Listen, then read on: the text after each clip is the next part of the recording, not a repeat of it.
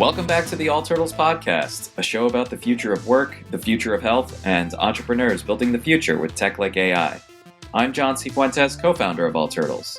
Today, I'm interviewing Sebastian Müller. Sebastian is the co-founder of Lanterne, a London-based startup that builds crisis technology. We're going to talk about what it's like to run an early-stage startup during a pandemic, and how Lanterne was able to quickly refocus its efforts and build a product that's especially useful for people sheltering in place.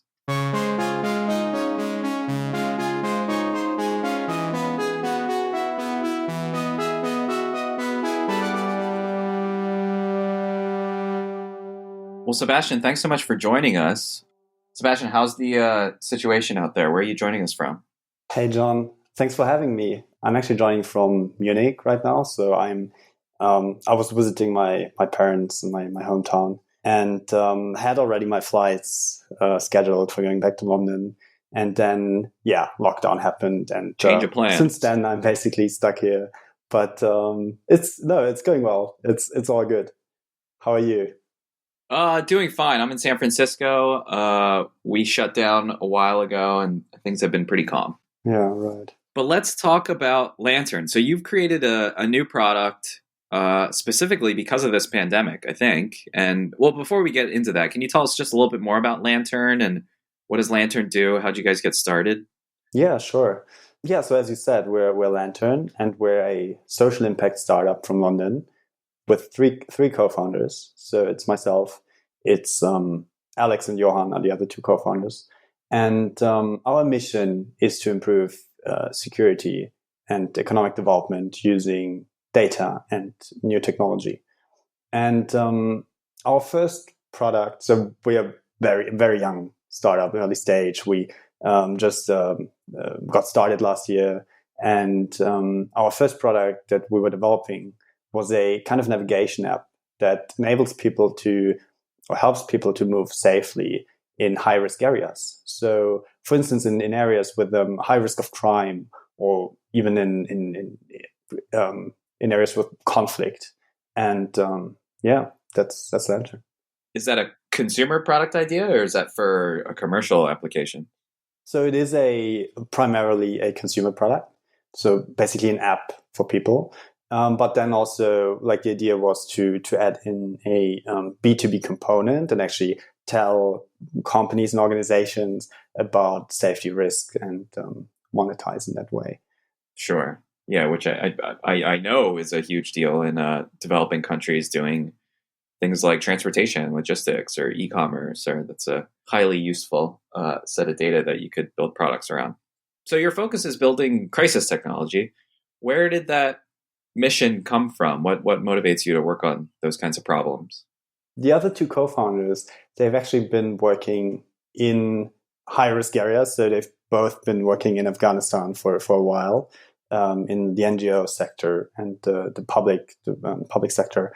And basically it comes from their experience in those areas where they've just experienced this lack of information, of awareness of the situation and what's going on, and of the whole security situation.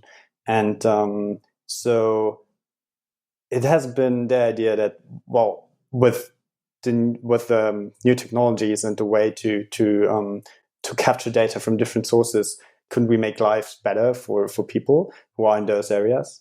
And I met them actually in London, and I thought it was a great idea, so I got on board.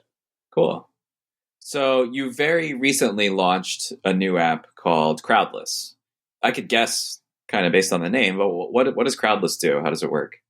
Right. So Crowdless is an app that shows users how busy places are that you have to visit every day. So we're starting with supermarkets, but we're planning to extend the coverage to pharmacies, drugstores, hardware stores, other all kinds of places, essential places that you need to go to. And the idea is, of course, to help people to effectively do social distancing right now and stay safe.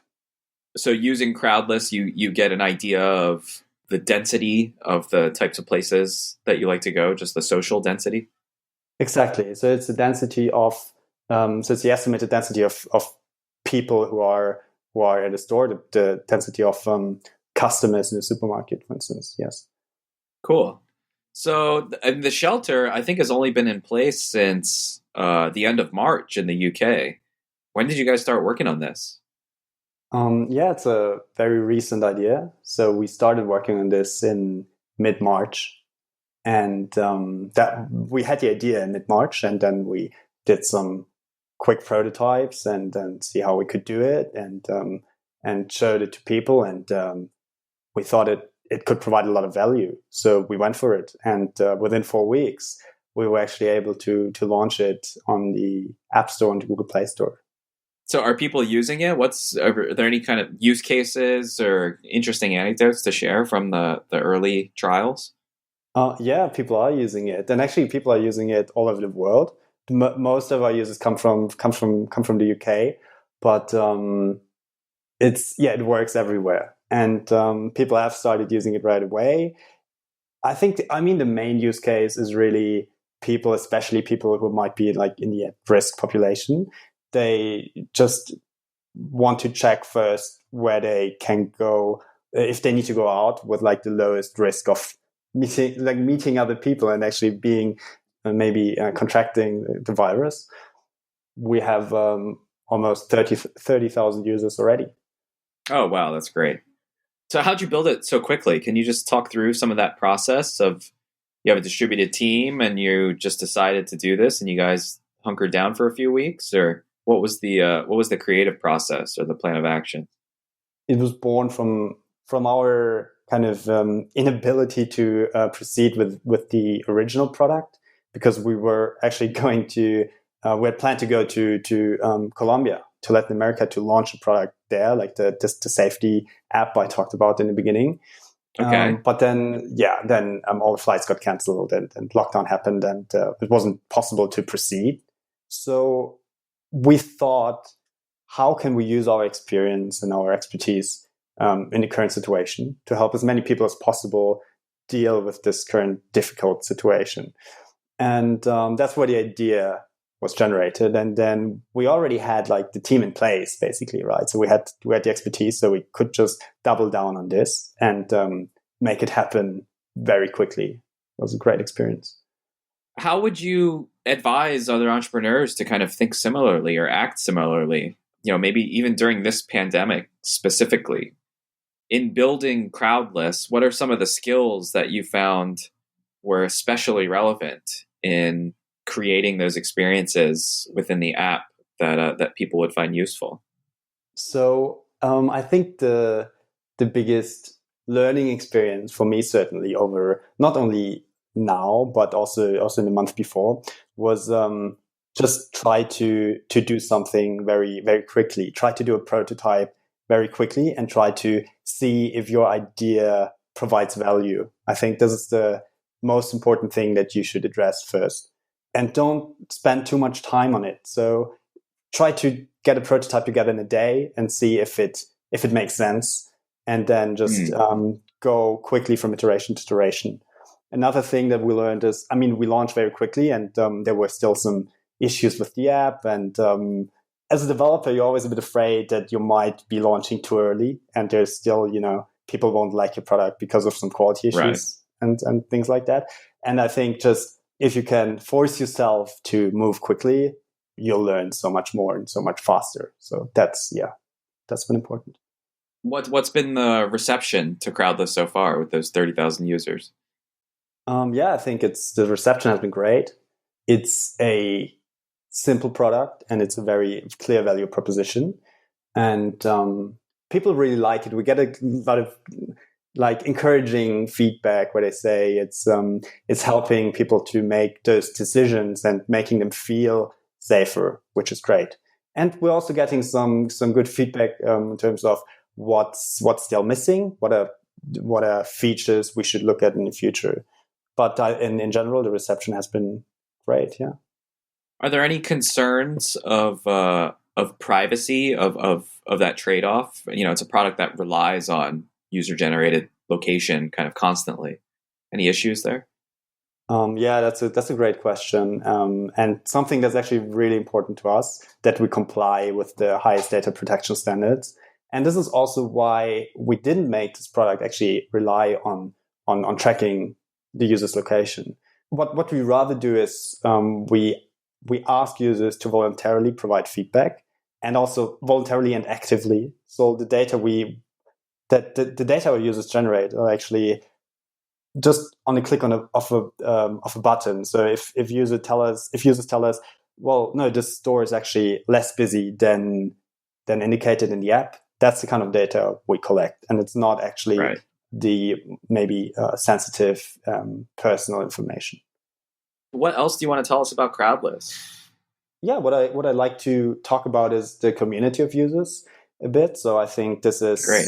is really what we want to make this app all about, is basically people helping each other out in those times, and building a virtual community basically of users in times where there are no other ways of building a community, right? It's really hard to meet people right now. So I think for us, it's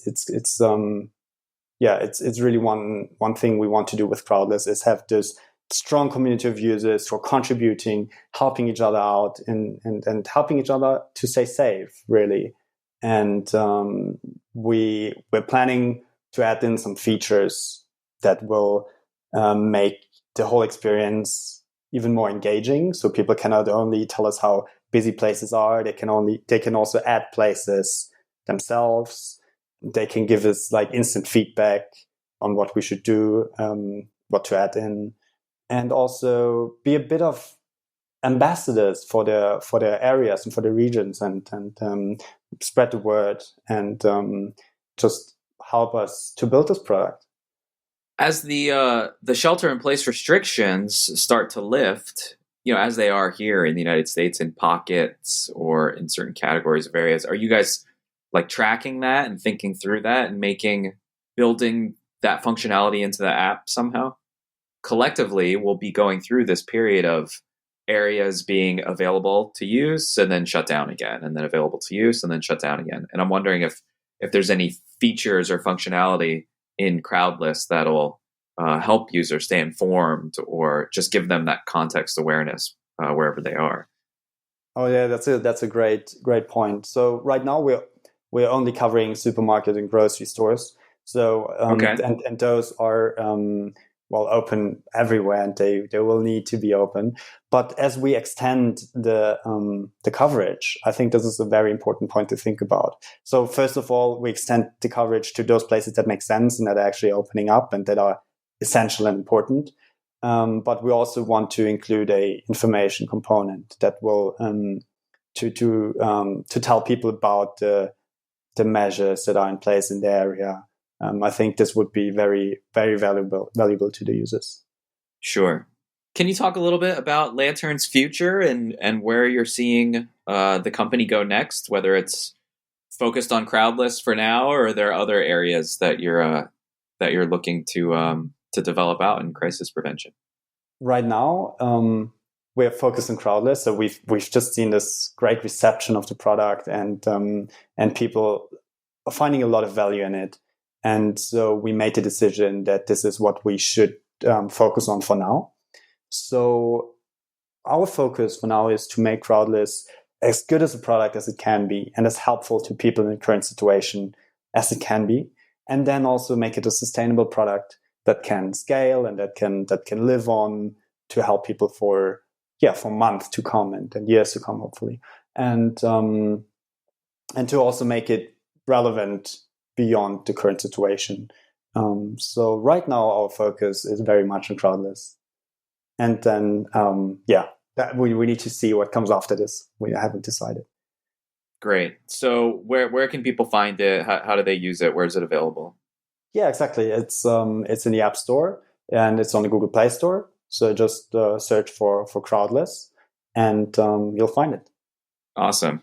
Well, Sebastian, thanks so much for joining us. We really appreciate your time from overseas. Well, thank you so much for having me, John. This podcast is a production of the All Turtles Worldwide Media Empire. We recorded this episode at the Safe and Sound Union Street studio in San Francisco, California. Thanks to Sebastian for joining us this episode. If you have any questions, comments, or suggestions for future episodes, send us an email to hello@all-turtles.com. Marie reads every message. Thanks to everyone who made this episode possible, including Jim Metzendorf for editing, Marie McCoy-Thompson for producing, Chris Plug for his audio expertise, Micah Rivera for our artwork, and Matt Ommerman for our theme music. On behalf of Jessica Collier, Phil Libin, and yours truly, John Cifuentes, and the rest of the All Turtles team, thanks for listening.